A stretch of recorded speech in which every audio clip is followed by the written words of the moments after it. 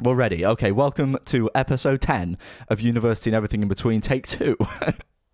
We are going to be, it's going to be a great episode this week. I'm really excited. I'm going to be talking to a student from a top UK university, King's College London. I kept making the mistake when I was talking to her and kept thinking it was Cambridge, and I'm sorry about that. No, that's not me. So yeah, we're going to be talking to her. She lives and studies down in London, which is a whole, can of worms in itself. So I'm going to be finding out all about that, which is really exciting, as well as sort of the mental drain of living in London and studying in London. And also some fun bits along the way, playing some games, doing some fun stuff like we do on this podcast. You're well used to it by now. And we're going to be wrapping it up, hopefully, talking about her future plans, what it's going to be like going into the business of economics and management, and looking at it from a critical perspective of someone who's a woman, of course, and the challenges that come along with that. As I found out, it is quite a sort of male-dominated field. So I'll have a bit of a chat about that, but it's very exciting.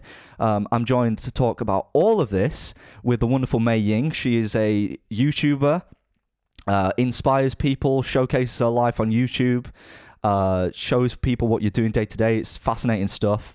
And obviously, of course, as I've already mentioned, you study at King's College and you live and work in London.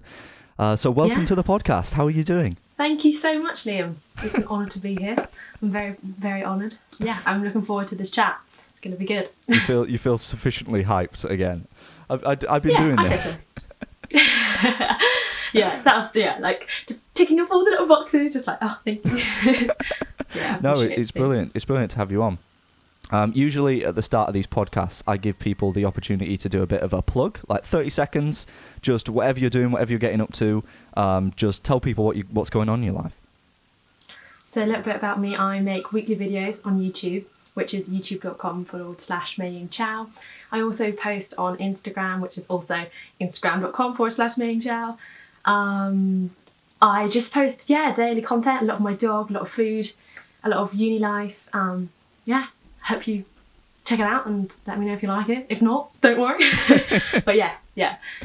No, people definitely should check it out. It's really inspiring stuff, and talking to a lot of people who are doing this YouTube scene and stuff, as you know, like the roster that I've got on this podcast, and it's really inspiring talking to all the different people doing different things, and I think it's inspiring talking to you, hopefully, about what you're doing at King's College and your experiences of that, and things that you've heard and seen from other people, because I'm excited to find out more. But I wanted to start this off by trying to find some commonalities between us, because obviously I don't go to a big top UK uni. I mean, it's Uni of York, so it's still Russell Group, but yeah, I don't think it's at that level of King's College and those in that umbrella. So don't put yourself down like that. But I feel like King's just gets a lot of its reputation from the fact that it's in London. So being in like the capital of the UK, and also being a financial district, studying economics and management in London is a bit of a blessing. So there's it's not a campus uni. No, it's different. Yeah, that's one thing that I found out on the research. But yeah, it's not a campus uni, so there are slight differences in that. But you're originally from Brighton, aren't you? So you've kind of stayed in the south of England to study. And I'm from Leeds. I'm from the north, and I've stayed sort of in the north of the UK to study. I see. Home, like comfort. Yeah. You're one of the few people that I've spoke to who has actually stayed in their respective area of the country to study in. No, the thing is, like, I actually, when I was applying to university, I really wanted to go to Bath or to Exeter, but my dad and my parents were basically like, no, it's too far away, you must be nearer home. So I was like, okay, my sister also went to King's, so that was why you're like, okay, if she was safe there, you know what, I'll just follow and do what she did. Yeah, that's why I'm here. Following in like family footsteps, it's if I had an older brother who went to university, I'd probably do the same. Go to a similar university. It was very easy. It was like, I just saw, you know what, she did a law degree, she semi-enjoyed it, and it was near home. London is great because people are always coming past, also from Brighton to London, it's like an hour-long train, so it was perfect. So yeah. Yeah, and my dad, No, my go for it. dad works opposite Bush House, which is the King's building. So every Friday we get to go for a dinner together, which is really nice. Of course, like that's not with COVID, but like it's so nice because I just like walk across the road and go, "Oh, hi, Dad," and he's like, "Ready?" And I'm like, "Yes, starving." Like it's just so like it. Yeah, it's so good. It sounds like such like a power family. Like you're doing everything together. You're like within walking distance of each other. Literally. Yeah. No, it's It's brilliant.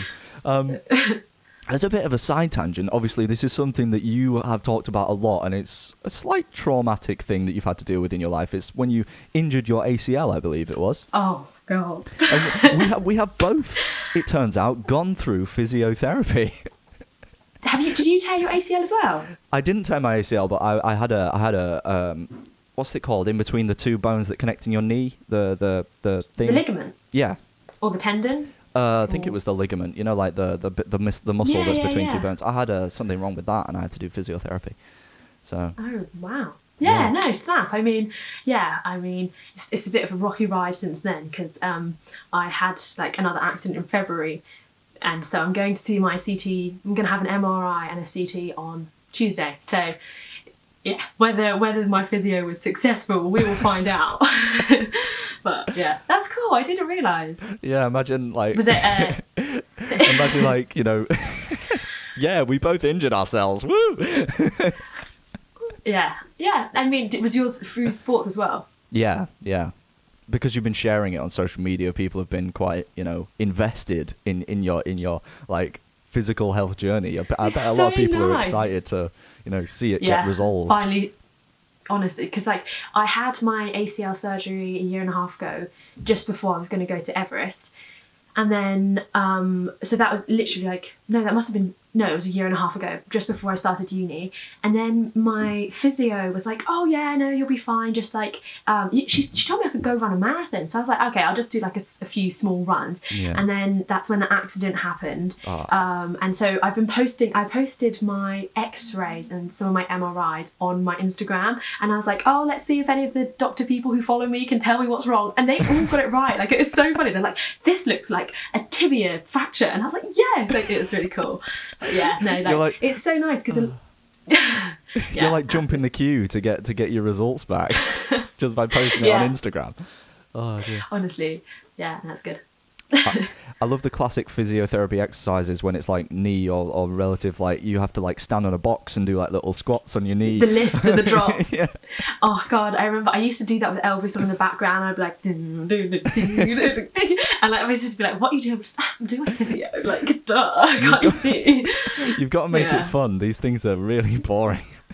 Yeah, they are, and you're doing it every single day, like at least once time, like if not twice a day. So yeah. So that's what's going on. That's what's happened in your life. Those are the commonalities that I've tried to, and we'll find more as we talk. But some of the differences about our two experiences of education, you might say. Yeah. So like you're obviously studying in the biggest city in the country, the busiest city in the country. It's a nationally famous uni, if not internationally. I'd say you probably wouldn't find many people who wouldn't know what King's College London was. How would you best describe King's as you've experienced it so far to someone who's never heard of it? So like you said, I definitely say busy. London is busy. So at first that was kind of what scared me because my sister was like, "Oh, you can just go to the theatre after school, after uni, or like you can just like hop on a train and go to an event like every single day. There's always something to do that's so random and it's all around you." And I was like, "Oh, that's kind of scary." But once I came to uni, I was like, actually, this is really nice. Like, it's true, you're never bored. I mean, I'm also a kind of person that likes to take my downtime by myself. So I'm a bit of like an introvert. But whenever I want to do something, you can always find something, which is nice. It is also a little bit expensive, but a little bit, no, it's very expensive. I don't know why I said that. It's very expensive. honestly, like my friend, she just went back up to Shepherd. She's like, oh yeah, I got a pint for £2.50. And I know, like, even in Brighton it's expensive. London, my friends, whenever they go, they go out for drinks and they buy it, it's just ridiculous. Like, it's like £7 up to, like, if you go up to the Sky Gardens in London, which is beautiful, it was almost hitting the 10 quid mark. I was like, there is no way. Like, yeah, bit of a rip off. I just got tap water, but yeah, the other way I would describe it is also diverse. It's really diverse, which is quite nice. Like, right. There's, people from all over the world here, all different backgrounds. Like, it's so nice. Like, in my class, the majority, I'd say the minority is people from England. So you've got people from Australia, America, Asia, Africa. Literally, it's mad. It's so nice, especially in business as well, because it's such a global course. It's really good. It's funny you say that, because the Uni of York is the exact opposite. It's probably, I think there was a poll, I think it's one of the top least diverse universities in the UK. No way. Yeah. I guess like it makes sense because I don't know, like people stay where they want to stay. I guess, and also with London being the capital, people would want to study in the capital, especially if you're doing finance and business. You want to work in the finance district. So yeah, like I can understand that. I was shocked when I heard about it, to be honest. But as you say, like when you think about it, it is kind of understandable. But I don't want to slag it off too much. You know, it's a fantastic university. It is. There's lots of great lecturers. That's one thing that a lot of people say. Like, a lot of the lecturers at York are really, really passionate about what they do, which That's is, lovely. you know, not always what you find at universities. They can, you know, some lectures it's like, oh God, get me out of here.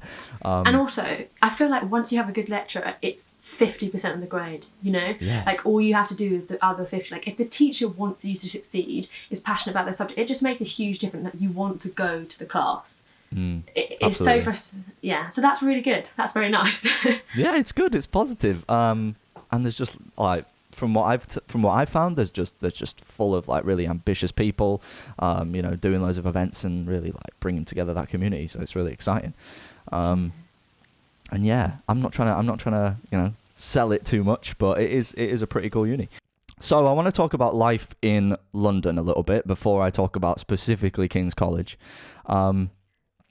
Obviously, the location of a university when you're looking for it is a big part of it, and you've mentioned it already about how you were a bit apprehensive about whether all the things going on would be enjoyable, and not just a bit overwhelming.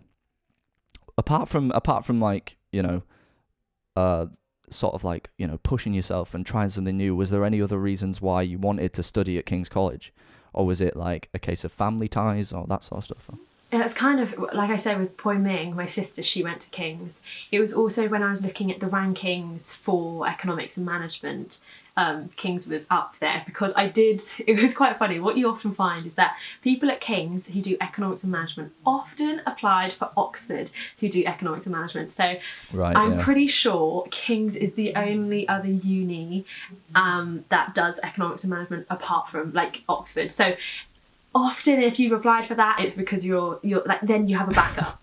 So it was so funny. On the first day I met someone like, oh, did you do that? And we were like, yeah. And like, that was how we bonded. It's just like, yeah, rejects, woo, you know, like, so yeah, no, I mean, that I just knew that I kind of wanted to go into like banking and finance. And so I looked at the league tables and I saw King's and I was like, you know what, Poi Ming's been there. It's safe. I'll hopefully have a good time. It's near home. And yeah, I mean, the expenses was the biggest worry for me. But I'm also quite a frugal person, so I know that it would freak me out more than the normal person. But I also knew that I can like manage my money when I've learned to do that. So yeah. That's good. Yeah, I mean, managing money is a key one that a lot of people stress out about. Is there anything that really surprised you about living in London? Surprised me, I would say. That's a good question. Probably how much, weirdly, I know it could sound a bit gross and cringe, but how much I enjoy it, because I went in with very, very low expectations. So I was like, my sister, when she went, she studied law, and she enjoyed it in her third year, I'd say, or maybe it was a second year, because we just got a dog and like she was just happy, and she found ice skating and societies, but it was really rough. Like, she found that it was like quite cutthroat in law, which it tends to be at most unis anyway when you study law. Just like, if you succeed, I can't, so Yeah, I was yeah, like, great. And oh my god, my friend, her mum said, oh, don't worry, like you're going to be depressed at one point, it's just when. And I was like, great, okay, I might as You well love just go hearing in. that. Honestly, I was like, thanks, that's what I want to hear on my results day. But weirdly, I think because I had such like rock bottom expectations, it was just, it's been really nice. Like, I think I've been quite lucky on my course as well. Economics management is a perfect mix between the economists who study really, really hard and then the management people who are kind of a bit more laid back. Like, it is just perfect. The people are very kind and, really funny, really nice. Just, really enjoyed it. A bit weird to say, but no, I really do like it. Awesome. Yeah, it's funny that you said that you had really low expectations. I feel like at that point it can only go up unless something like really terrible happens. Yeah, I mean, there are of course times where I just feel like homesickness is a bit normal. And what weirdly I found was that it was like in the second part of first term, I was like, oh, like I'm free, I'm like loving life, I'm so busy with fresh and stuff like that. But it was second term after I just had Christmas, and I remembered like home cooked food, and I remembered like all of the lovely things like my dog at home.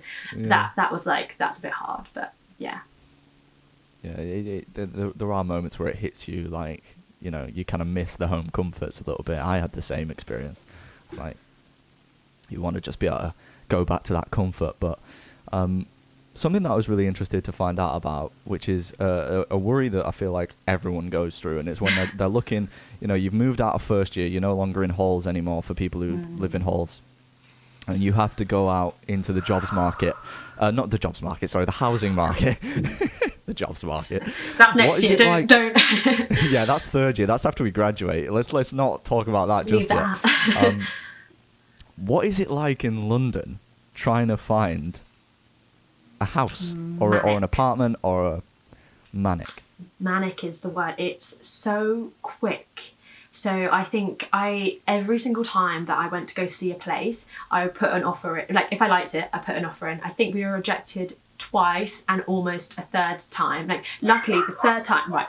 So the flat that I'm in now, I'm sorry if you just heard my dog. Yeah, so I just had gone to see the flat that I've moved into now. And I was like, the guy was like, right, you need to put down an offer. This has only just come out today, but this will be gone by the end of today if you don't put down an offer. So I was like, okay, you know what? Like, also, the other problem was that I thought that they were overcharging because the flat would have been £430 per week for two people. £430. Yeah. So I was like, right, because there's two of us, so it would have been 250, and I was like, no, I want to pay £200 a week, but I'll do a 2-year contract. So I put in like this bargaining kind of negotiation thing. They're like, okay, we'll send that off. Then in come 2 other students who then offered to pay full price, and I was like, crap, like we've lost it. And like, this was such a perfect one. Like, the one we were in is perfect, like perfect location, just everything's great. Anyway, and what happened was, because I put in a 2-year contract, they were like, it's less hassle, we'll just stick with them. And I was like, look, I don't drink, we're really tidy girls and we just don't have parties, like we'll make it so pretty, we'll put loads of plants in and keep it nice and tidy. And they were like, okay, we'll stick with you. And it was literally, I mean, it was horrible putting down, it was £2,000 deposit.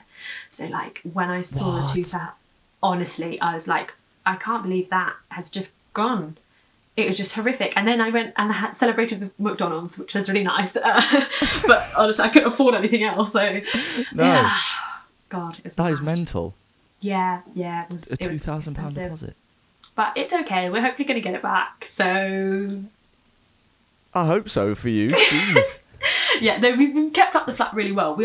We're pretty ideal tenants. Like, we're really nice, and we've had a few problems with we just got our kitchen redone because we had wood louse, because the wood had been rotting for like 6 years according to the previous tenants. Standard. Yeah. Honestly, it's disgusting. Yeah. So I'm excited to go back and see the new kitchen. But yeah, stress. Well, it's stress. I hope you get the deposit back. Christ. I mean, it's fine. I'm not thinking about that yet. It's fine. Let's not think about that. I won't bring any bad memories up for Thank you. But yeah, like it's funny that you mentioned that, you didn't have any money to spend on anything else, so you just went and bought a Mackey's. Is that something that is more than just like a one-off thing that you think about, like money like thinking about how to budget day to day or week to week? Is that something that you take into consideration a lot more because you're in London? Yeah, I mean, I used to be like that anyway. It was quite lucky in first year. I was actually in catered accommodation, so and it was like £215 a week for my room, for catering, for cleaning, and it was only on a 40-week contract rather than a 50-week. So it was actually really good. There's no transport fees as well, because in London, if you're far out and you're paying the tube every day, that's like £5 a day. Like it racks up really quickly. Yeah, it does. So I think I was really lucky first year, but also as an economics and management student, I love budgeting. Like, it's just like looking at numbers just makes me happy. Like when I look at my, like the banking apps have their tracking apps, so you can see how much you're spending. Yeah. They give me so much joy. Like, okay, You granted, get sometimes you love it. sometimes when I see it's gone a little bit too crazy, I'm a bit like, right, it's okay, don't stress, just work on it, and just don't spend any money for the rest of the week. But to be fair, like my main expense is, if it's not on bills and my accommodation, it will be on food. So I do like a 20 quid weekly food shop. Luckily, because where we live is right next to a Lidl and an Aldi, which you would not find anywhere else in London. Literally just by our flat, it's in the centre, isn't it? In between Camden and Euston. It's just such a blessing. And we've got a new Lidl that opened up on Tottenham Court Road. If anyone's in Tottenham Court Road, please go to that Lidl. It's the best Lidl I've ever been to. It's huge. It's so efficient as well. They're all self-checkouts. You just go beep, beep, beep. There's so many of them. It's so big. And yeah. So money-wise, like I walk everywhere because I mean, with my current knee situation, I'm not sure if I should be. I've actually got a wheelchair. I make my friends wheel me around. So I saw that. Loved the videos of that. honestly, it's so much fun. Like, I love it. You just like get to see things and enjoy life. But I mean, the pain is like a little bit rubbish, but and at least I get to go out when they can be asked to push me. But around London, I just walk everywhere. I can get a bus. Bus I prefer, because I think it's like £1.50 or something like that. Tubes are a bit more, but if you have your 16 to 25 rail card, you can get it off your tube. Not many people know this, and it really, I'm like, you've got that for your train tickets. Please use this for your Oyster. You could save so much money. So yeah, I don't really shop. I don't shop for things ever, really. No, I love secondhand charity shop things. If I can get it for free from like the Hare Krishnas around my area, by the way, if you're also in London, they give out free meals every day, every lunch. That's sick. Yeah, they're really, really nice. I can imagine that'd be really useful. It is. I mean, I didn't do it as much first year because I was catered, and second year I'm a little bit out of the way, but sometimes if I'm like, I'm walking past, you know what, I might as well. Sometimes they have some really good like protein balls, and they often do things like pasta and spaghetti and stuff like that, and yeah, they give you hefty portions, and yeah, it's really nice. So if you need a free meal, go find the Hare Krishnas.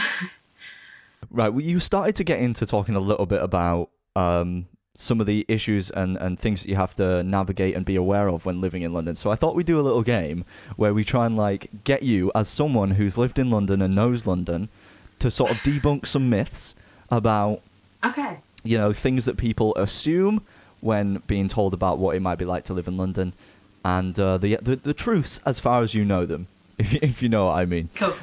Yeah, no, definitely. So the first myth is London is a bit like a facade, like, you know what I mean, like you can't connect to people, everyone's too busy, it's hard to maintain social relationships. It feels like you're in a bit of like a movie. What do you think? I definitely get that. So because it is in a commuter city, a lot of the people will just be, it's weird, it's like you're a student, but you feel like a minority, because the majority of the people around you are all in suits with their briefcases, and they have their eyes set on just getting to work. So if you walk slow, you do not know. London is not the place for you. You must walk quick. It's so good, because I think it was within the first few months of moving to London, my speed walking, at the start my calves would just burn every single day from how fast you have to walk through like the flow of traffic.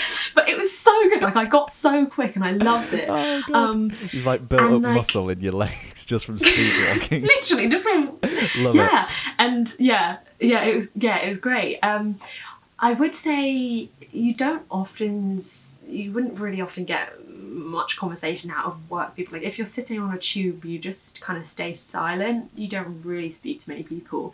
But student-wise, not at all. Like, because so even though it's not a campus uni, King's, they've got all of their different buildings. So you're hanging around with students basically all day when you're not out. Then when you like leave the building, then you're like, the big wide world, this is scary. But then like you're back home later with all your friends eating dinner. So to be fair, I get what you mean. Like, it can seem like a movie because there are so many movie sets as well. Mm-hmm.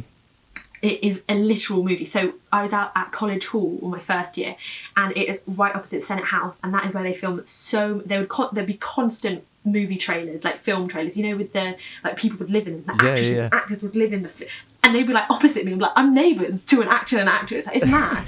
I was going to ask you if you'd ever been in like a background shot of a film. No, sadly not. Like, because they always barricade it off anyway. So I think they were filming like, I don't know, like Wonder Woman or something, like a superhero film was being filmed, and it was really weird because it was March and they put up this Christmas tree, and I'd seen it the day before and been like, why are they putting it up so early? The next day it was because they were filming a Christmas scene for the film, and it made a lot more sense. I was like, wow, like, this place is really cool. It celebrates Christmas in March. But yeah, no. So yeah, sadly not. No, I haven't had my debut yet, but it's on the bucket list. I've got another year. Yeah, it's on the bucket list for sure. So in terms of that myth, maybe slightly true, but not a constant. Yeah. Okay. Yeah, it's not like you don't feel alone. You're not isolated, which is I'm happy with that. So myth number 2, you've mentioned it a little bit already, but it's really expensive. London is too expensive for students to live in. You know, it's bank of mum and dad. It's selling a kidney on the black market. It's, you know, taking out a mortgage or something. I don't know. Is that just to pay for rent? Yeah. The majority of people, I don't know if it is the majority, but a lot of my friends all have have jobs. They have a part-time job for another source of income. So yeah, I'd say half of the students have a part-time job, and I would say it's maybe necessary. Like, a lot of people can. What's annoying is that the student loan doesn't cover your rent entirely, just because it's London. You can ask for extra money, but it often doesn't cover your expenses and stuff like that. It is a little bit expensive, but just as long as you're aware of your budgeting, and I mean, I have to be honest, I'm quite lucky in that when I go out drinking, right, I don't drink, so I just have tap water, or I have like soft drinks, which saves me so much money. Yeah. And then when I go to a club, I won't go unless if I'm on a guest list, so it's like under £5 entry or free. I prefer free club. You're only about that VIP life. Honestly, yeah, I gotta be like let in behind the bag. And what else is there? So other ways that I save money is just walking everywhere. The Boris bikes are good. Taxis are so expensive. Like, when I had my injury, I would also recommend this. Uber can be expensive. There's an app called Bolt. They often have 50% off on all of the rides. It's often half price for Ubers. So if you have to get an Uber or a taxi in London, the black cabs are pretty expensive, but Bolt is more affordable. But I would say maybe half of the people there are pretty well off. So yeah, there is a big juxtaposition of like some people with really nice penthouses and then other people living in really tiny student squats. It's actually ridiculous the amount of money people can charge to make people live in these horrible rooms. But I think as long as you do your research, like with flat hunting and stuff like that, you just have to put in the time and you can find a good place for a good price. And please never do the full price. Like, this is just me, but please, like, bargain. Always like, just bargain. do a little bit of negotiating. Yeah.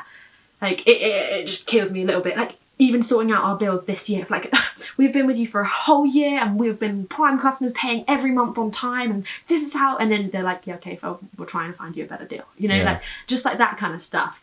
You can definitely do it if you're just savvy with your money.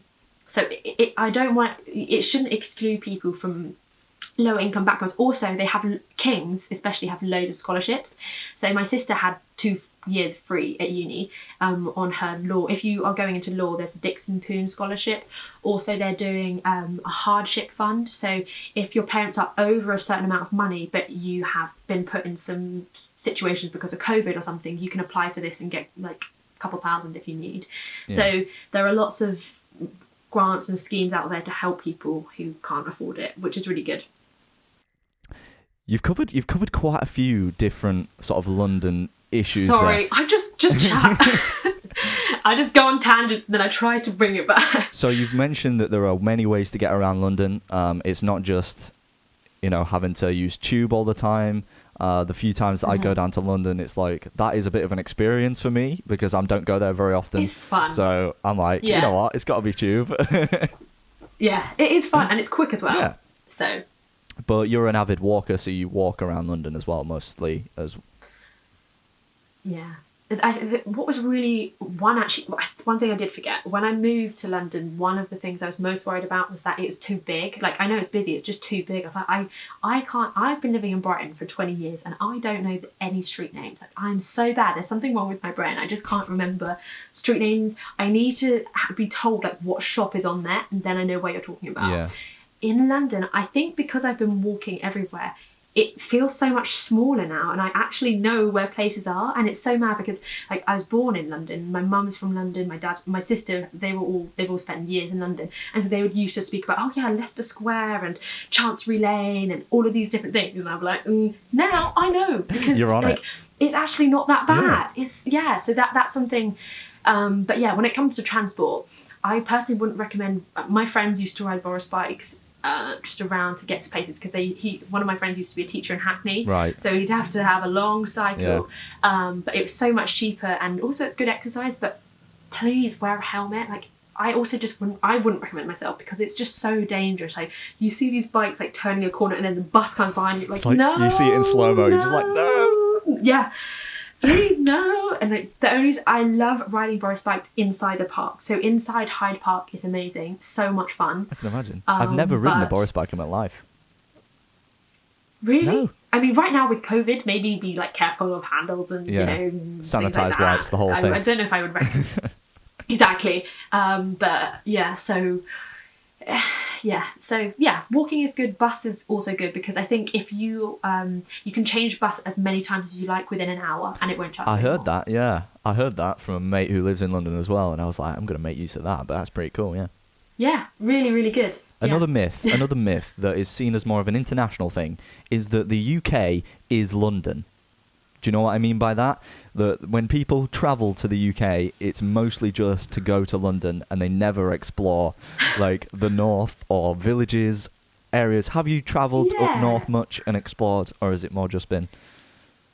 I have never travelled up north. I went to Wales, which I really liked because that was when I was training for Everest. So I was like, I need to maybe climb some mountains and just do a little bit of practice in the snow and stuff. And also I had a friend there, so it was really nice to go see her. But I might be going up to Leeds for a little job cool. in a month or so, which would be cool. But I've never been up north. But you know what I would say?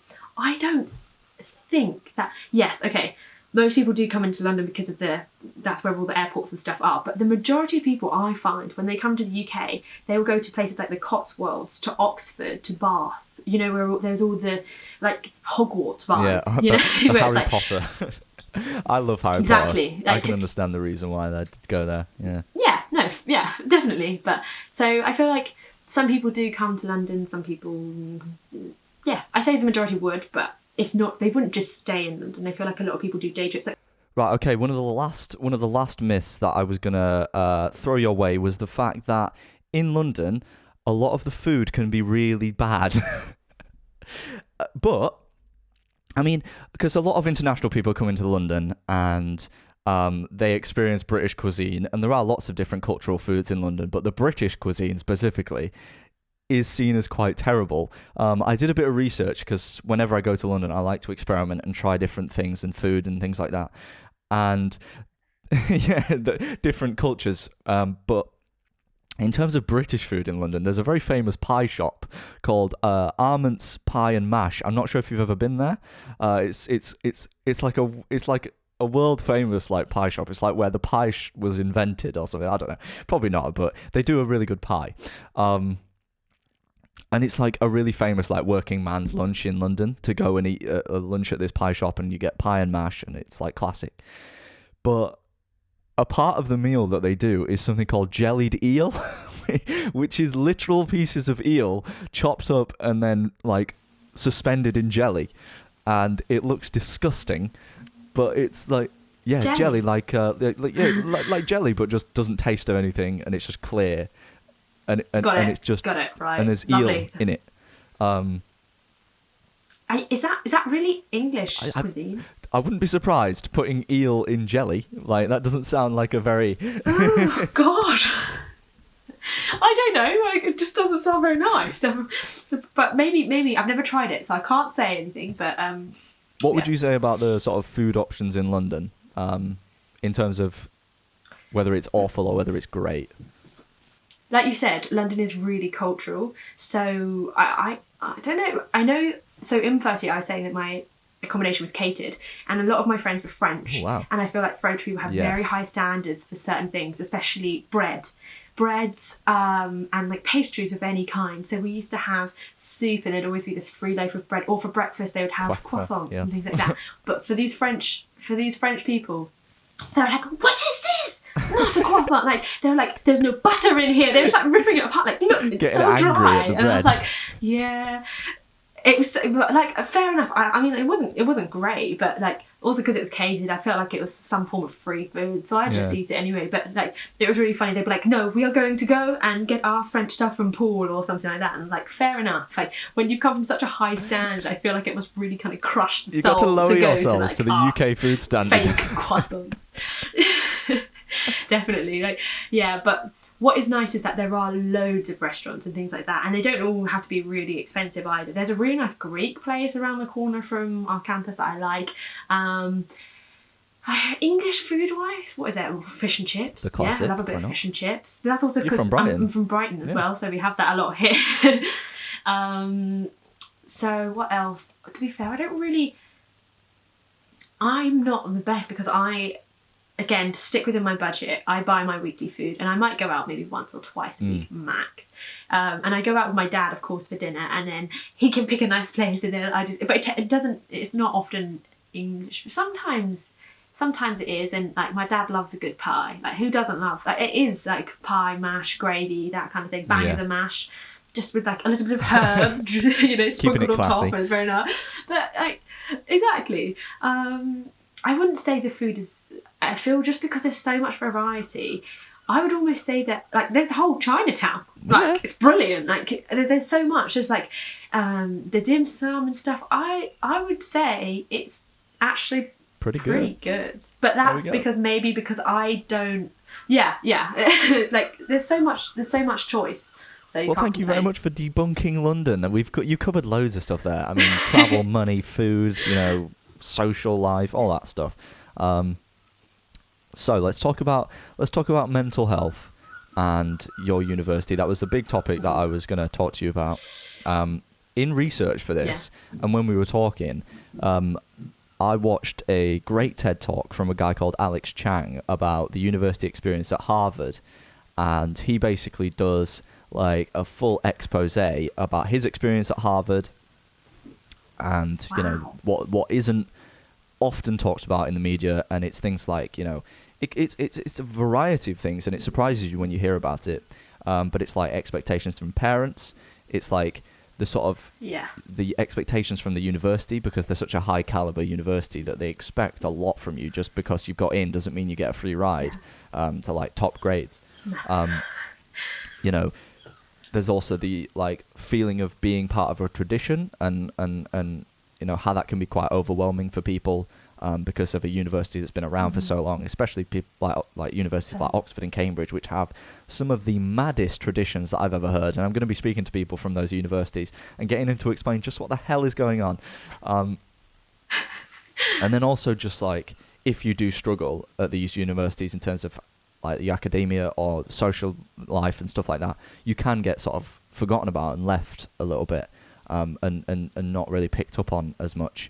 Have you ever experienced that so far at your time at King's, or known anyone from maybe Oxford or Cambridge who's had a similar experience to perhaps? Definitely. I feel like it was actually quite refreshing in a way. It was almost like solidarity when I went to King's, because I remember at school, my friends didn't really understand. So I'm half Asian, right? So half Chinese, half English. And so the Chinese family is very much like A star, A star, A star, like just be as clever and like be a doctor, be a lawyer. And like my friends at school didn't really understand it. They were all white, they didn't get it. And when I came to uni, because the uni is so diverse, everyone was like, yeah, no, I completely understand that we have to work really hard and we have to get as good as our older siblings. And it was actually quite nice. It felt like the struggle was almost like validated, like it hadn't been before. Like, I can't believe I was feeling that stress, Right. but now I understood.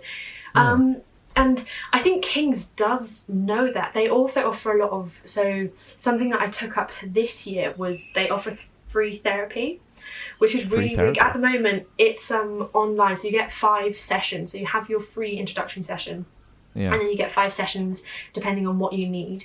And basically any King student, whoever, no matter what your problem is, you basically just have to fill in the form. Granted, it took quite a while to go through. I think it took a couple of months, maybe 3 months before I had my session. But of course, like COVID was going on. That's like the start of COVID, so I understand like it's a bit slow, but they do understand that a lot of the students there not only have a lot of pressure on them from their parents, but also like a lot of international students as well. There's so much riding on it because they're paying so much more money as well. It's like 27 grand, so it's like you've got to make the most of it. And there are so many, and like I have friends as well who are at Oxford. So one of them this year, she took a year out and went to Leiden University because it was like an affiliated law school. And I've never seen her so happy because it not only was the sun shining, but it was just like, she was like, yeah, the stress level was just completely different. They're not cramming everything into such small terms. I think it's like 10 or 8 weeks. It's just mad the amount of work they have to do with the essays and stuff.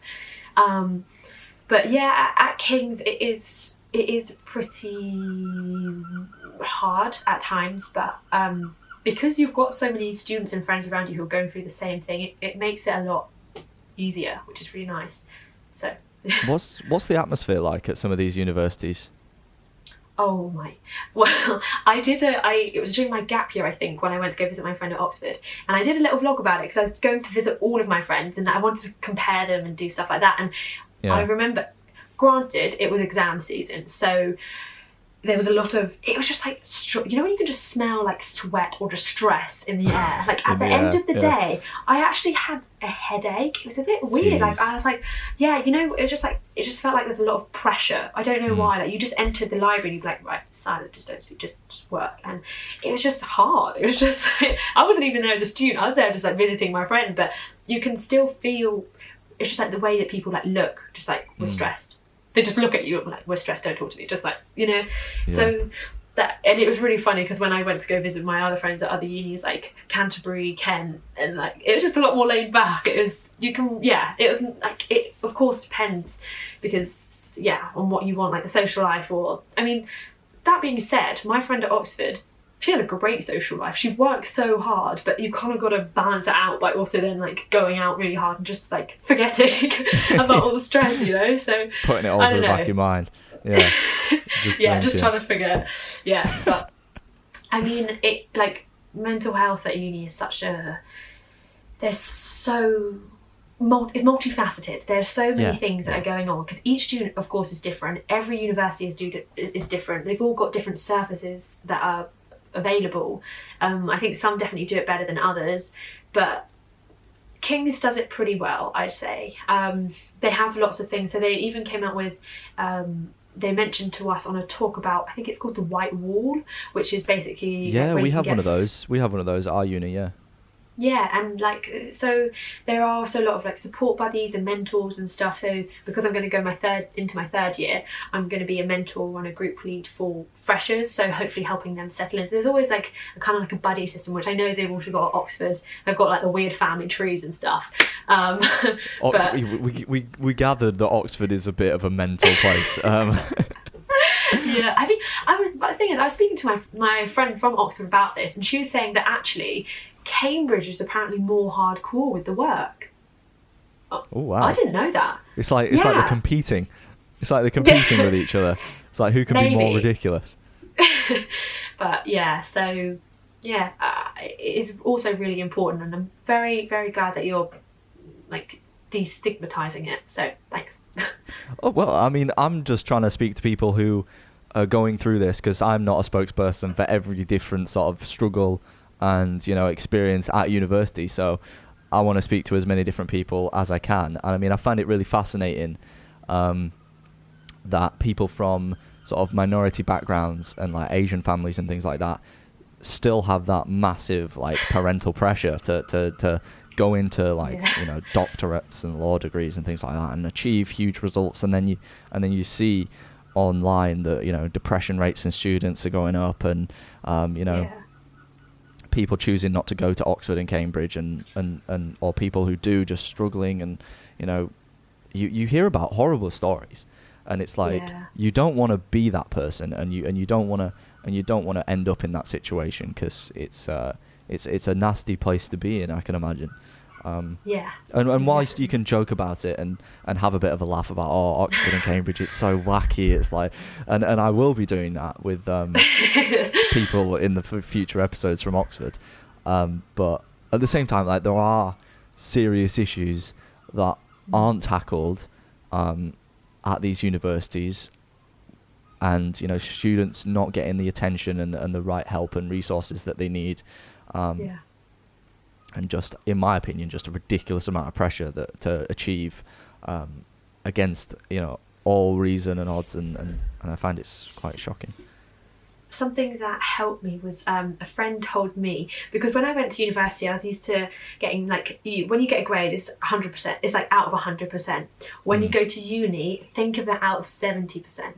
And like my friend told me this, I was like, yeah, I kind of understand that now. Like it's not many people do get first. Like they have to fill that bell curve, so a lot of people are going to get 2 1s and things like that. So it's okay if you do. Don't put yourself down for it. And also know that if you get 70, that's incredible. So well done.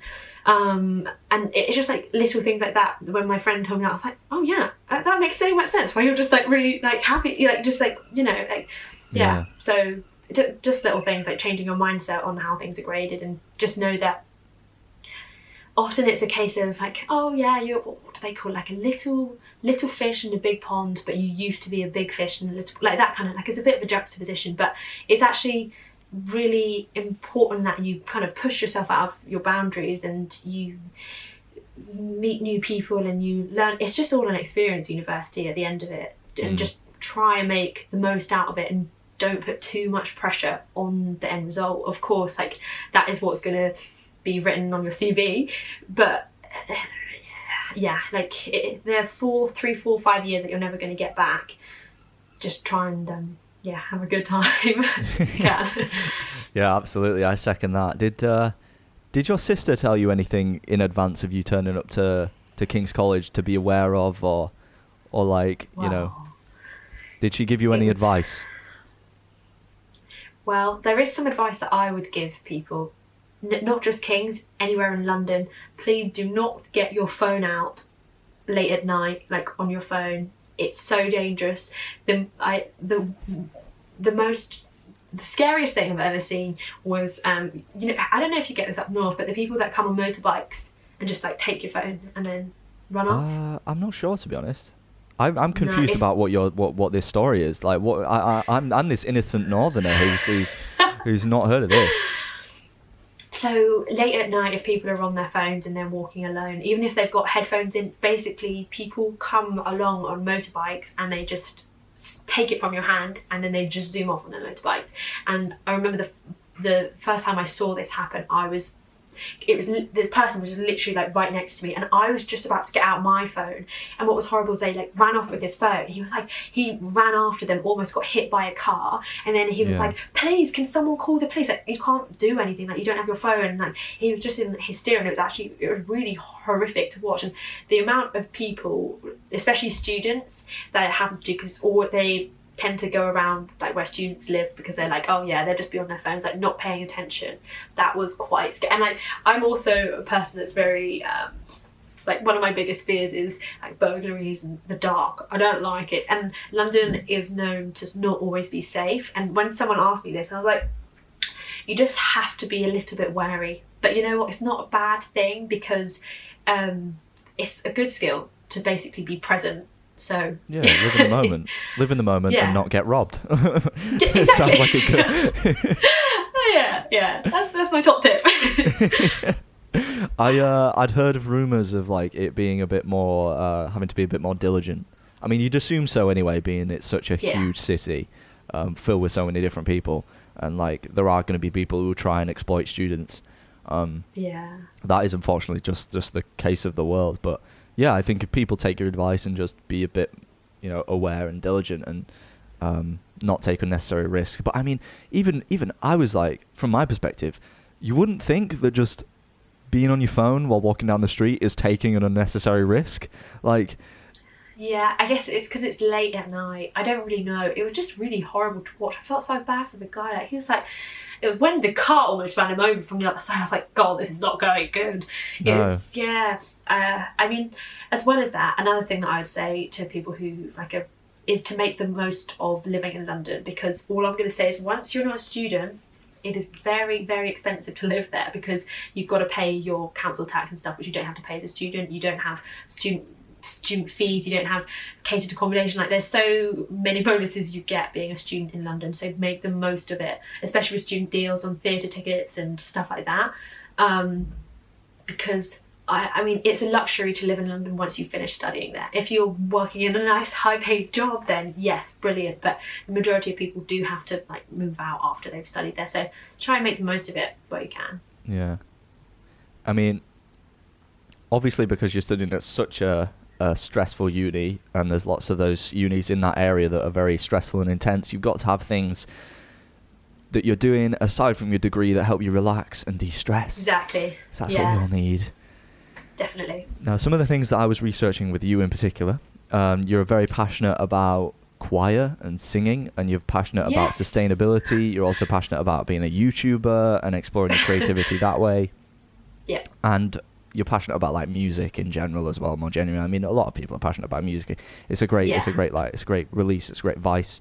Why is the choir so important to you? Why is being a part of a choir at King's So first off, King's if you are into music at all, King's is a place to do choir, because they have the most beautiful chapel. So we do concerts at Christmas time. The Christmas concert is so beautiful because the chapel is just gorgeous, and it's tall ceilings, beautiful decor, and it's just so festive. It's lovely. And then we also have another concert at Easter. But the reason why choir is great, so when I was younger, I used to do a lot of singing just by myself, and I would do competition and things like this, but I would be so nervous. I could just feel my whole body shaking, and it's too much vibrato, okay? You just need to stop shaking. Too much vibrato, you start physically shaking.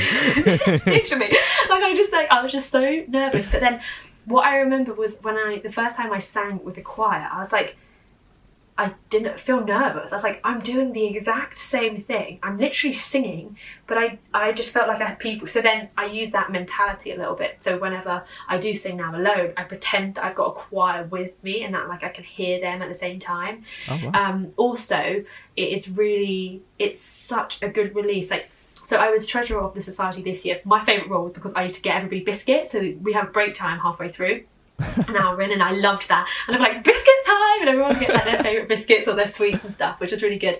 It's also, for me, it's such a juxtaposition from my business course to choir. The people, there is no crossover between the people. It's just so nice. It's very laid back, and it's really creative, and it's very it was just a society that I happened to really click with. And also what I'd always know, a week when I didn't sing, I always felt lower, if that makes sense. I'd always be a little bit more lethargic, and I didn't know why at the start, but then I realised it's just doing something together with other people and hearing harmonies. I don't know if you ever sang a choir, but when you hear yourself singing, right, okay, meh. When you hear it with the altos, sopranos, tenors, basses, you're wow, it sounds so cool. It's this is amazing. Part of this group sound, it's amazing. Yeah, it's so cool. No, you're painting a picture. I love it. It's so visceral, and I mean, that's the thing, isn't it? Just getting something that you love that's a bit different from your degree. One of the things about you that's probably the most like different and unique, because it's something that's very hard to do and be successful at, is YouTube and appealing to an audience. It can almost become like a second job in some cases, because it takes up so much time. But how do you balance it with the uni life and not focusing on it too much or not socializing because of it? I know that, and my subscribers do this as well, when it comes to exam period, I'm a little bit more, bye, see you in a week. Like, I think that's also like the Asian in me, my dad being like, no, grades first. Like, once you've done that, you can enjoy it and make as many videos as you want. But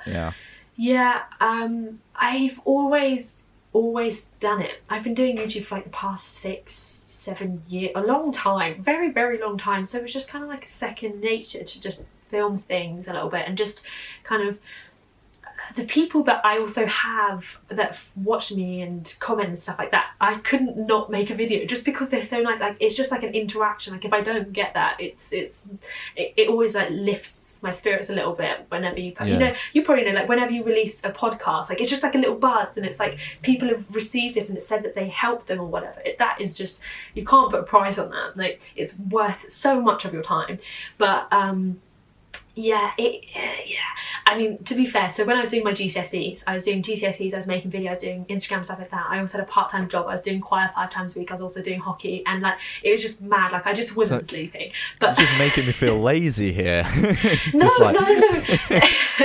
But it was just that, like, from a young age, I've just had to learn about time management, really. Yeah. And so it's just kind of picking that up and just getting better with my time management and making sure, oh my God, you should see my Google Calendar. It is so beautiful. You strike me as a person who has a rather good Google Calendar layout. Thank you. Oh, what a lovely compliment. Yeah, no. The oddest compliment you probably ever received. It's so like, everything will be color coded. Look how organised that is. I love it how your phone is genuinely having to load each page because you've got so much on there. Like, it's just like, I can't even explain. Just having things. Also I used to use this trick, having more things to do makes me do more things. I don't know, like, I procrastinate less when I have more, because it's like, I know I've got my job starting at 6 p.m. tonight, I'm going to be there for 3 hours. When I come back, I'm going to be tired. I've got to do my work now before I go. Yeah, your productivity compounds upon itself. You're doing something, and then it encourages you to finish that other thing as well. I completely get that. Have you ever been, through YouTube, have you ever been recognised at university, and does it happen very often? And how are you with that? Like, because everyone deals with it differently. Honestly, I often go for coffees with my subscribers and things like that, because they'll message me and be like, I'm around campus today and I saw you, but I like don't want to say. I'm like, don't worry, like, I'm very, very relaxed and very chilled, and like, there's so many cafe neros. There's like 4 around our campus, so like, just around our building. So I always meet, and you know what, they are some of the most lovely people. They are so, when you just meet genuinely kind people that are just lovely. It's really weird. Like, I've never had a bad experience. I've met a few genuinely kind people. Every so often. The dime a dozen. And so first year at uni, it was like a little bit. It was more just because I was in London. It wouldn't be at uni. It would just be like walking around London. But second year, because I'd been making uni videos for a whole year by that point. My video was shown in the business induction, so all of the business students that had come in, because they played my videos. Like, okay. But it was it was so nice. They were like, through your videos, like, you inspired me to like work hard and get my grades, and I was like, this is so God, that nice. is the dream, isn't it? You've inspired a whole like generation of people going to university. Not that many, but like, just to hear it from one person, it just makes my day. Like, it's just so, it's just really nice. So last year was a little bit more frequent. So these people are your idols. They idolize you, is what I mean. And they go up to you and they express how much they appreciate what you've done and how you've impacted their choice to go to university. Who would you say are your YouTube idols that have impacted you in your creativity or how you act or what you choose to do? Who are your idols? Well, first off, I don't think these students do idolise me. I just think, oh yeah, she's gone to the uni that I want to go to, so let's just manifest it or something like that. But who did I look up to at the start? I'm also very aware that with idols, like, I know that this is a lighthearted question, but that I don't want to like compare myself to someone because we go down very different paths. Yeah. But some of my favourite people that I watch, I went through a phase, and I was like 6 months to 1 year when I loved Elle Mill's videos. I just go through the most random phases. Like I went through, who didn't go through the Casey Neistat phase? Like when it comes to like, I started off more on like lifestyle and like beauty kind of videos, and I just used to watch everybody. There wasn't anyone in particular. What I wish I had more representation of was more like Asian people. In Jen Im, she is one Asian YouTuber that I watched because she was Asian and she was really cool and did loads of things. But like when I first started, there weren't many, and so it was a bit weird. Like I wish I had more, like someone else that I like felt that I could relate to a little bit more. But now there are definitely a few more kind of Asian creators on the rise. But that's not a good answer. Okay, let me think of a good idol. Who is good idol in? Oh, but I'm not very good at names, so this is not good. It's like your mind's gone blank. Just names, faces gone. Who do I think is cool? Well, this is the thing, because it's definitely changed. Because when I first started studying economics management, I used to say, oh, I love Jeff Bezos and I love Richard Branson because I read those books. But now I'm a little bit more like, now I understand how much money and value they have, and also how maybe they aren't using it in the best way. And now I'm a bit like, oh, I don't think they are my idols anymore. But no, I don't think they should be your idols anymore, to be honest. they have a lot of money. It's obscene how much money they have, and you know they just. I could go on a tangent all day, but I mean, you mentioned about like climate change and you know, how it might not be habitable. So you obviously are quite, you know, you advocate for sustainability as well. But I couldn't help but notice that you haven't gone vegetarian. I don't believe you haven't gone vegetarian. Would you say that that's the next step for you personally in your journey, or are you not or is that not what you're really considering? Very, very good question. So there are two things to do with this. So first off, I would say, being in Brighton is like the vegan city. Everywhere you go is just vegan shops. So when I'm at home, I very rarely actually do eat meat. It's just like falafel, chickpeas, just like it's just vegan food here. Like I didn't realize a lot of the time, like I was just on a vegan diet or a vegetarian diet even. Sometimes pescatarian with a little bit of smoked salmon, you know. But when it comes to becoming vegetarian, it's also very much a cultural thing as well.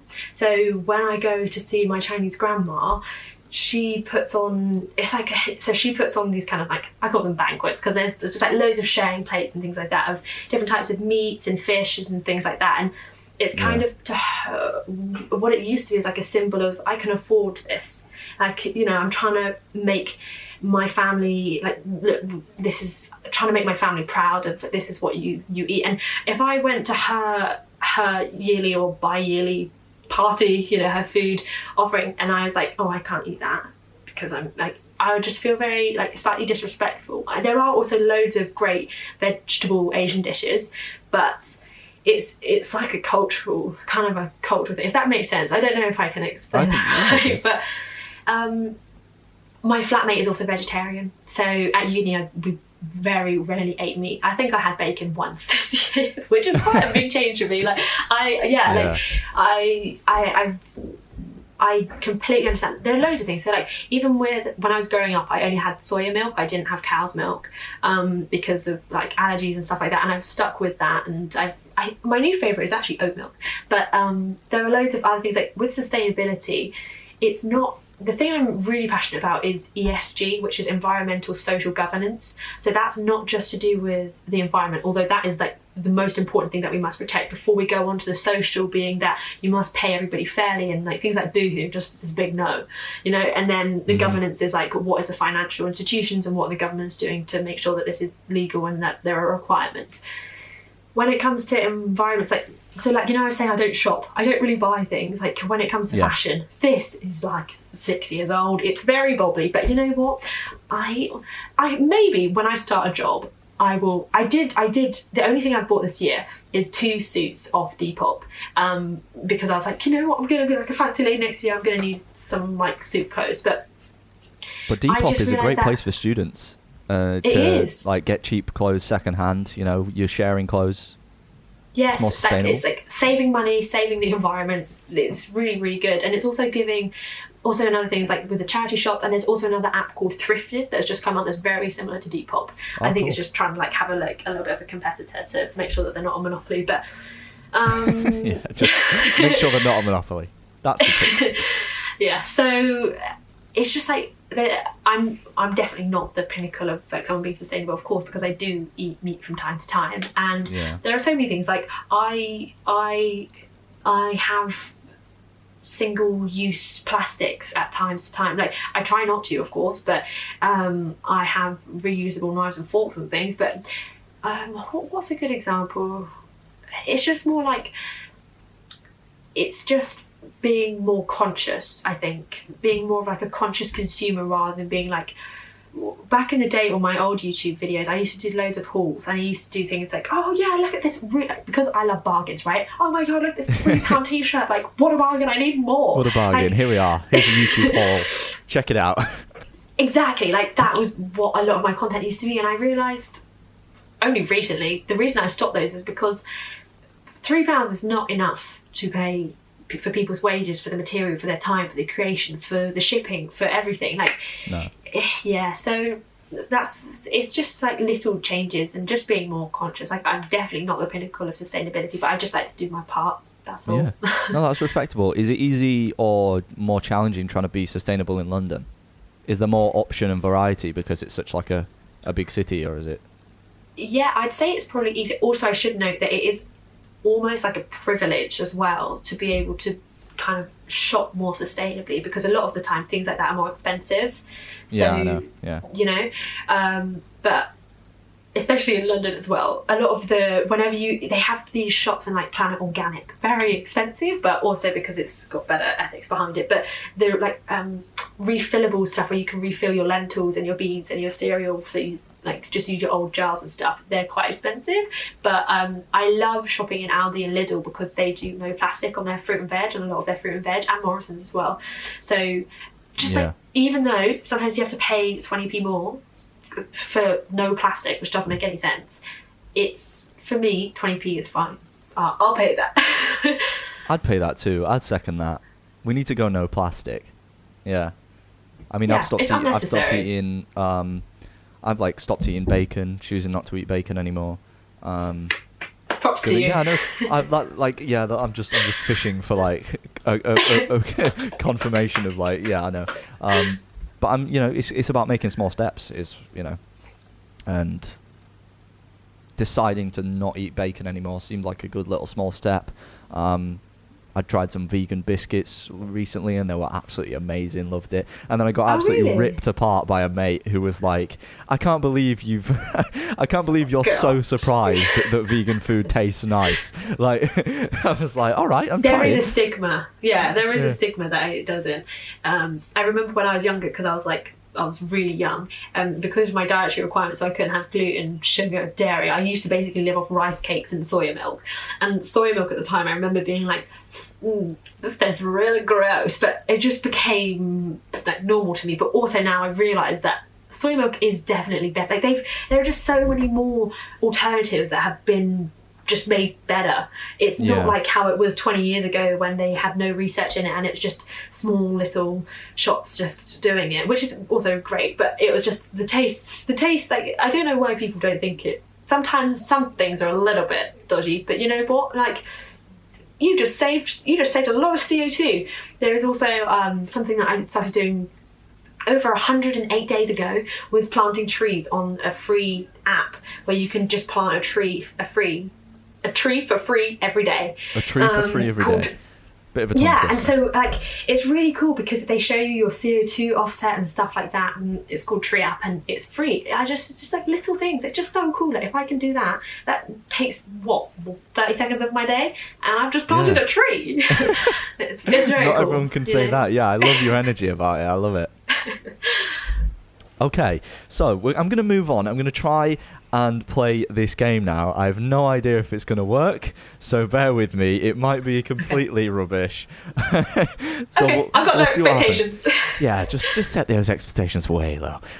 So I thought about trying this game where I was going to throw you some hypothetical uni situations, right? Right. And I'm going to see, and you're going to tell me how you would handle that situation and what you would choose to do in the event that happens. There's some fun ones, there's some, like more academic ones, some serious ones. We'll see how it works. If, let's just get to it, right? So I'll throw you out a hypothetical scenario.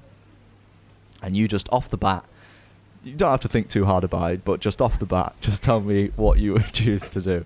Okay. Right? I wrote these quite a while ago, so apologise if they've aged badly. Okay.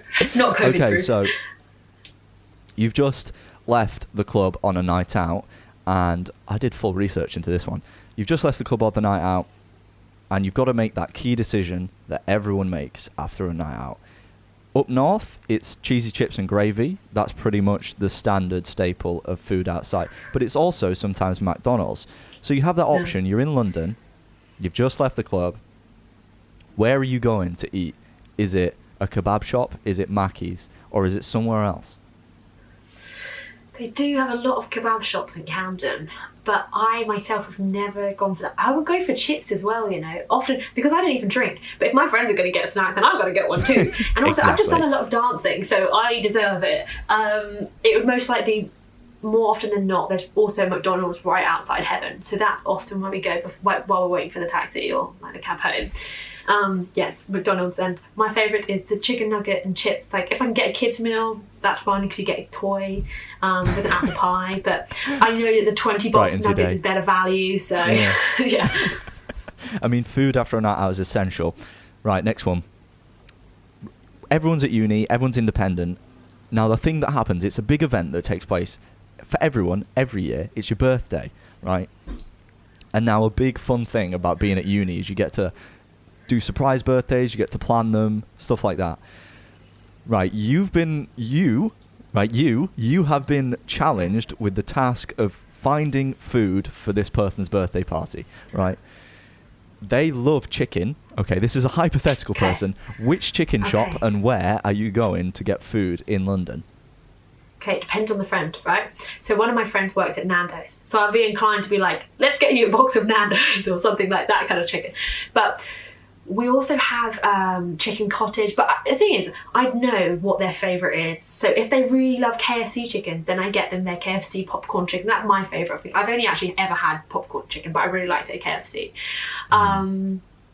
So it would depend on the person, and it would depend on what kind of party that we're having. Because what if it was a nice meal out, then we would go to Nando's, that would be nice. But if it was like, surprise, here, have some chicken, it would most likely be like KFC or chicken I'm not cottage. sure. I'm not sure which party where you're like surprising people with chicken. Like food, here's your favourite chicken. Yeah. I'd agree. If you're going out somewhere, it's got to be Nando's. I don't know chicken that well in London, but I mean, I've heard there's lots of great They're everywhere. chicken shops everywhere. But yeah. Next one. You are deep into the research for an essay or a project that you're doing, and you need a book for reading, for research, but it's not available in the library because it's been taken out and there's nothing available, and you have to pay for it online. But a lot of students don't want to have to buy the book just for one option, just for one time. So what are you going to do? There is a solution, but I'm wondering if you'll think of it. What are you doing? I would ask my sister, because my sister knows how to crack the internet. So you'd find like a hooky download and just get it illegally. Yeah. Not illegally, just for free. For free, and getting it somewhere. Yeah. Why? What's the answer? What is what way around that? What's the way I did a around little that? bit of research, and turns out you can order any book you want for free to the British Library in London, and they'll stock it for you, and you can go pick it up. Oh my god, that's genius. But then you'd have to. Okay. It does mean you have to Oh my physically God. be in London, but to pick it up in Yeah, with person. COVID. Yeah, Yeah. fair, but that's really good. I didn't know that. Of course, yeah, with the library. Why didn't I think of that? Yeah, just ask for another copy. Okay, yeah, smart, like it. Yes, You're vibing with that answer, I could tell. love it. Okay, this is one that I've personally experienced, and I absolutely hate it, but I'm wondering what you think. So you're living with a flatmate in a house or whatever, and they're playing music or playing video games, 3 a.m. in the morning, it's getting on your nerves, you can't sleep, what are you doing? Well, I'm very lucky in that my flatmate is really lovely, really kind, and wouldn't do that. If it was the case, and it was, say it was like a neighbour or something, I'm not also the one to do a noise complaint. To be fair, actually, where we live in London, it's like that all the time. So we have like loads of people, like drunk people that just walk through the car park in the background like, "Hey, Johnny!" and like they'll be shouting Johnny for literally 20 minutes. Like, I fall asleep to like this lady every night shouting Johnny, Johnny. So, well, I mean, if it was okay, if I had a new flatmate who was doing that, I'd be like, "Excuse me, can you turn it down, please? Put some headphones. Here, Put in have my headphones. AirPods. Yeah. I mean, if they were having a party, I'd join in. But if it was just by themselves, then I wouldn't. But Playing like League of Legends at 3 a.m, shouting to their mates. That's what I had to deal with. Oh, God. Right. I don't know how you do that. Earplugs. Took me like 2 weeks to realise that was something that could be done and it would work. But for those 2 weeks, I was hating them thoroughly. Anyway, so there's always that classic trope. There's a few ones here, and it was a funny little joke that I saw in Jack Edwards' book that I recently read. And it's like that classic trope of people wanting a better grade and then choosing to try and maybe like flirt with lecturers. Would you do that? No, I think, me and my sister were having this discussion. She was like, yeah, like, of course. And I was like, no, I just couldn't do it. Not my cup of tea. Can you hear my dog? She just barked. I think she wants to be let in. Just like, let me 1 second. Do you want to bring the dog in? Oh my God. I love dogs. Yeah, I couldn't do that. No, it's not me. I'm really sorry. I'm sorry. I also realise I'm such a boring person. Like, I know all my friends as well, but like, Ying, do it. Like, that's so obvious. Like, my friends would do it as well, but no, can't. No, a bit gross to me. Freaks me out a bit. Bit gross, yeah. I mean, I would love to speak to someone in this podcast who's done this next one, just because it's interesting. It's interesting to talk to people who've had different experiences, and everyone goes through something in different ways. This next one, right? It's in the realm of like OnlyFans and like selling like feet pictures and like fetish stuff. Oh, feet. Okay. Would it? With like living in London and money must be tight, and if money was tight and there was that option, would you choose to sell like make an OnlyFans account and go down that route? Would you do that? It's not for me. Also, I absolutely detest feet. Feet creep me out. I hate them. I do not want to see.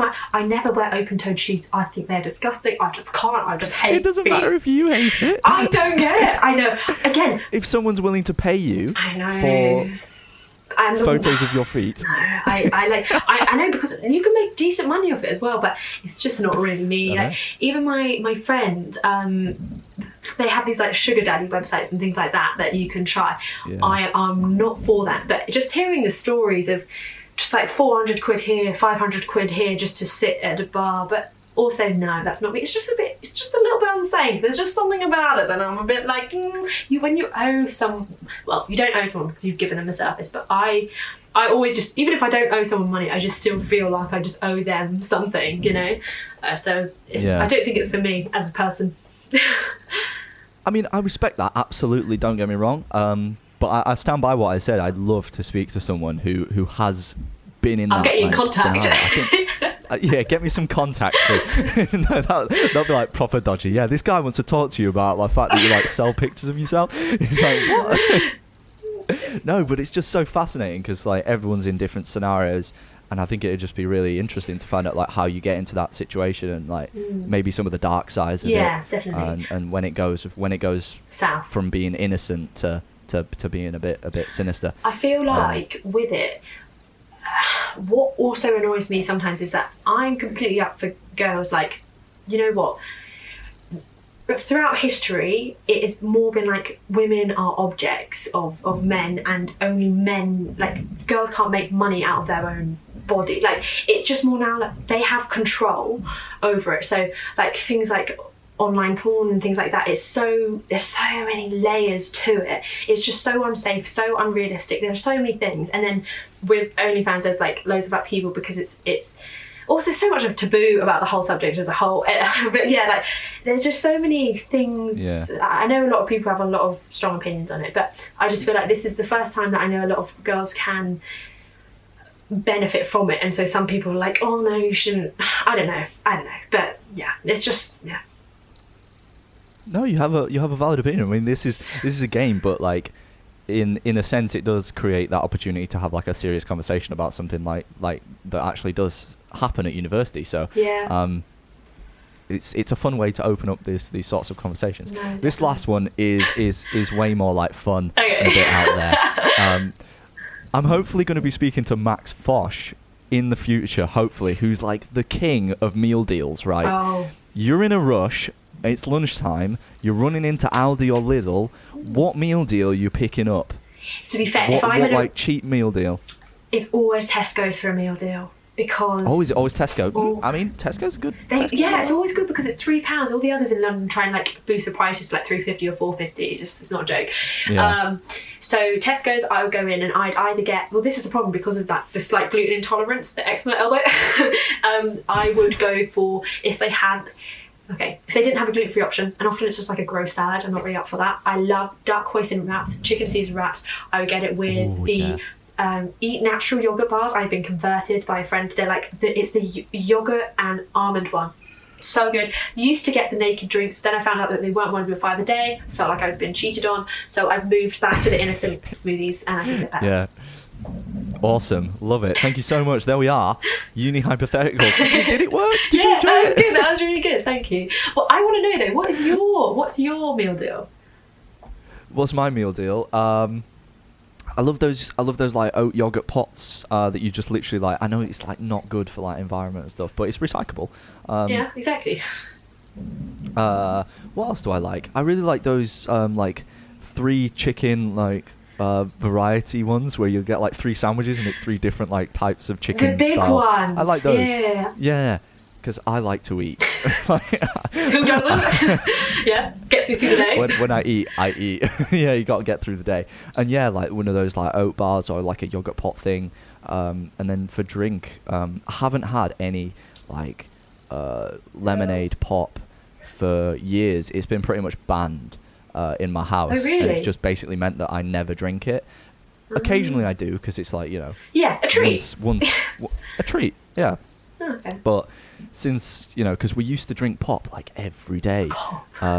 Yeah. Pop, yeah. We used to drink pop every day, and then my parents were just like, you know what? This was like maybe 10 or 15 years ago that it was just we just stopped drinking pop and just go to lemonade water and things like that. And just drank water and cordial and stuff like that. So yeah, maybe just like water or some sort of like juice drink or something. So yeah, I'm so excited to get Max Fosh on to talk about like he went on to the Happy Hour podcast with Jack. Oh really? Don't know his second name, but he's like one of my YouTube ads as well. Like Jack Mate is his YouTube channel. Yeah, Jack Mate. Yeah. So hopefully, please That'll come be on, good. Jack. Yeah, I'll be manifesting Jack that for and you. Max. I'll be thinking it. Yeah, visualize it. But no, got a last sort of main topic to talk about before we wrap up the chat, the show, and it's about, you know, being a woman in economics and management. I mean, you've got way more to talk to me about this than I'm able to sort of intro it for you. But from what I could gather, it is a very male-dominated field. Yeah. You told me to research the idea of intersectional feminism, and I did the research. Okay. Yeah. I've tried to, so you can now judge me as like a little academic thing.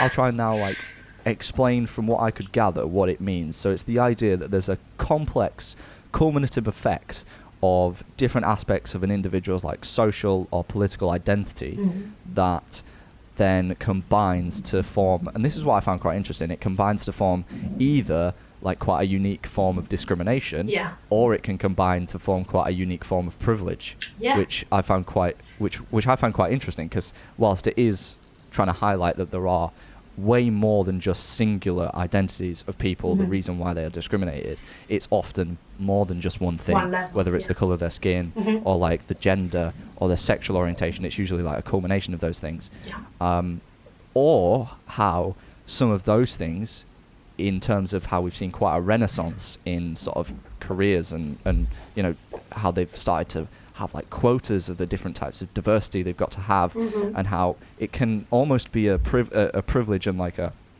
oddly like an advantage in some ways, small ways. It's getting there to be in these sort of minorities. Am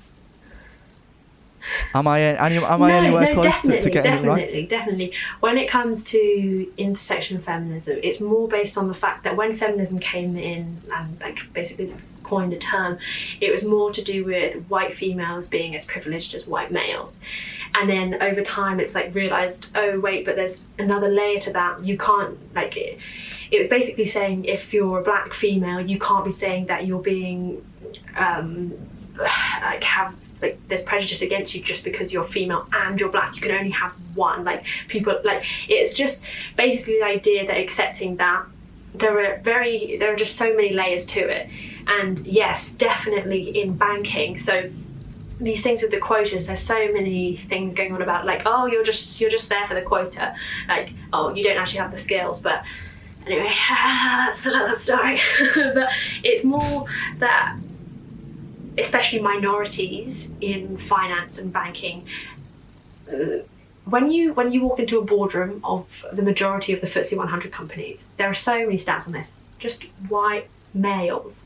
There's no diversity in there, and that's why you need change at the top often to then infiltrate the changes at the bottom. And it's just a lot to do with the fact that I'm hoping that it's like a generational thing as well. Like as our younger generations work up, people will slowly be advocating for more diversity. And there are already things like SEO and Bright Network who try to help people from minority ethnic backgrounds get into these higher paid jobs. And then hopefully it can just start a cycle, and it can just, it's just, yeah, especially there are so many things in banking, like especially trading. So I mentioned before when I talked about the intersection of feminism that once when I worked with a company, I was helping them with their marketing and their YouTube channels, and I was looking at their statistics, and it was 99.9% male.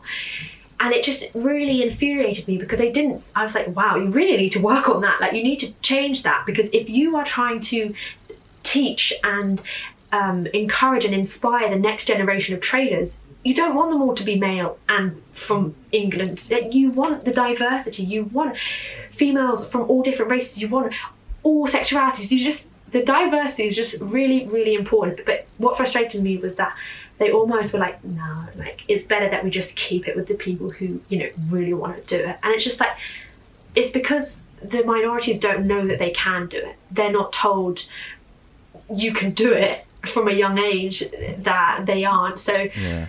It's quite a tricky situation, and especially in finance as well. As a woman, there are so many setbacks, but what a lot of banks are now doing is things. So I've gone to women in leadership events. I've done like consultancy companies like PwC do women in finance, and you can do like a scheme to try and help you onboard you onto the graduate program or an internship. So more companies are trying to do it because they have seen the statistics that when you have a female in leadership, that it helps the company because you have more diverse thinking. As soon as you can tackle problems a lot better because you're not just thinking in one way. You need to be more open-minded. But it's definitely, yeah, I know I get quite passionate about it, and I try I'm also not the best at explaining how how I feel, but it's just there's just so many layers to it. And one of the books that I read recently was Why I'm No Longer Talking to White People About Race. To white people about races. Yeah. I've been recommended that book many, many times across this. It's got a very interesting name. She explains it later on in the book, but I didn't realise she's got a whole chapter on it, on intersectional feminism, and basically her views, like when she went to this feminist group, they were like, oh, you don't actually have like problems. It's just like, you don't really deserve like the privilege because you're not actually like us. So it's just like another layer. It's just basically it's the kind of thing where you can't just say, oh, I'm not racist. You've got to be like pro, and you've got to be anti-racist, like completely. You have to elevate the voices of people who aren't getting heard. So I understand that I'm half Chinese and half English, I have some white in me. Yeah. So compared to someone who's fully Chinese, often granted my name's Ying Chow, the amount of times that people have seen my name, like, it happens so often, and it's really horrible because as soon as they hear me speak, their attitude changes towards me completely when I tell them that I'm from Brighton or from London, and that shouldn't be the case. It's so frustrating because it's just like, that's just blatantly racist. You can't just think that because of my name I don't understand something, and then when you realise, oh, she must be from the UK, she's fine. There's so much to it. It's just, a whole can of worms with this Black Lives Matter movement that it's like hundreds and thousands of years of like repressed people and like emotions and just things that haven't been able to come out are slowly being spoken about. And I mean, there have been so many movements through history, but there's still so much further that we've got to go. But sorry, one of the most fascinating. I just did like a whole spiel. I'm so sorry.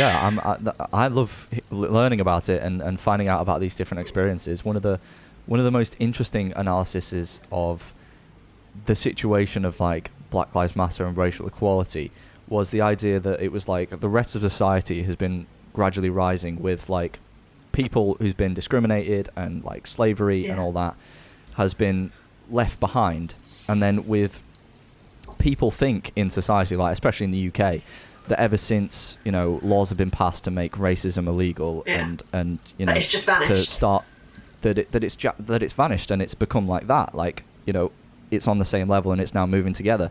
But what it's actually been doing is that's still been way far ahead, like white people and all that, and it's been like that they've been trying to catch up to that experience, and it's not actually been solved and gotten rid of. And it's been the case of that all these societies and communities and ethnic minorities, they've in fact just been catching up for like the last 60 years, and it's not actually been equal.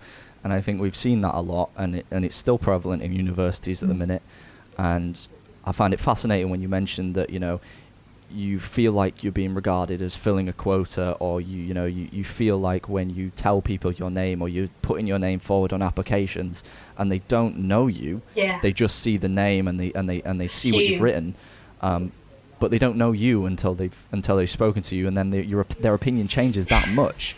when it sounds shocking, but it's those subtle differences. It's this, I think in the UK, it's a subtle form of discrimination rather than what you see in America, which is much more outward and that strikes off a lot of this, like real outrage. And in the UK, it can be a bit more subtle, like undertone. But it's still there. Definitely. And also something else, like I know that you were quite empowered speaking about mental health. When it comes to like mental health and black, brown, minority ethnic people, there's another layer to it, because it then links back into all the healthcare systems and how that's kind of slightly crooked, and like there are just so many, because what racism is what's explained in the book, that it's prejudice plus power. So it's not just being prejudiced, but it's the fact that you have power to then alter somebody's life, basically, to make changes, to influence other people to act like you, or just I just feel like it's really important that for mental health wise, that people from all backgrounds feel like they can speak up, basically, and that minorities feel like their voice shouldn't be, hushed. Yeah, no, I completely agree. What do you think? I mean, this is obviously you're not a voice for like all communities, and that's not what I'm trying to get at. But what do you think you need to see that needs to change to maybe improve it? Definitely in banking, or just in the world. Yeah, in what you're trying to go and to do. I think just seeing I know that in lots of companies, so I did an internship at Deloitte, and they were saying that over 50% now of their partners are female. And when I heard that, I was like, that's brilliant, But then they showed this race video. We had they showed a 5-minute video on diversity, and there's not one Asian, there was not one Oriental person in it, and they showed all these other, and I get the point that they're getting at, but it was a very long video. They could have put someone in, and also half the people on that call were like Asian, so it just felt like they kind of missed the target. But I know that they work a lot on that, especially with females. So I was speaking with someone who was saying that even while she was on maternity leave, she was actually promoted, which is like nice to hear, that you're not just going to be left aside. But I would say it definitely starts with the higher. We just need people in power, people that have power, to basically say, look, there needs to be a bit of a shift around. Maybe let's bounce it out a bit, and let's give some people some opportunities that they've never been given before, like that kind of thing. Yeah, I think that's you've hit it on the head there. Yeah, like you said though, I'm not an expert. That was just my opinion after reading, I mean, neither am I. Yeah, it's just a conversation, but yeah. That's all good. But thank you so much for coming on to the episode to chat with me. I feel like we've covered way more than I planned, which is always good. I'm so sorry. I realised we've been chatting for over 2 hours. I've just been blah, blah, blah, blah, blah. Here's a speech about this, and blah, blah, blah. Here's a speech about this. So I'm really sorry. What's your plans for the future, just really quickly before we wrap up? So I've got a final year. I would like to go into ESG finance, something to do with that. I will most likely be continuing YouTube and stuff, but just on the side. But yeah, just hopefully happy. I just would like to be happy, please. That is the key one. It's fine. It's being happy and being content. Absolutely. But yeah, again, thank you so much for coming on. I've really appreciated talking to you, and it's been a fun chat. Ditto. Wherever you're listening to this, whether it's Spotify, YouTube, the highlights will be on YouTube, Apple Podcast, all that stuff. I hope you've enjoyed me chatting with Mei Ying. We've had a really good conversation, and we'll be back next week with another episode, and there'll be plenty more to talk about then. So have a good rest of your week, and we'll see you then.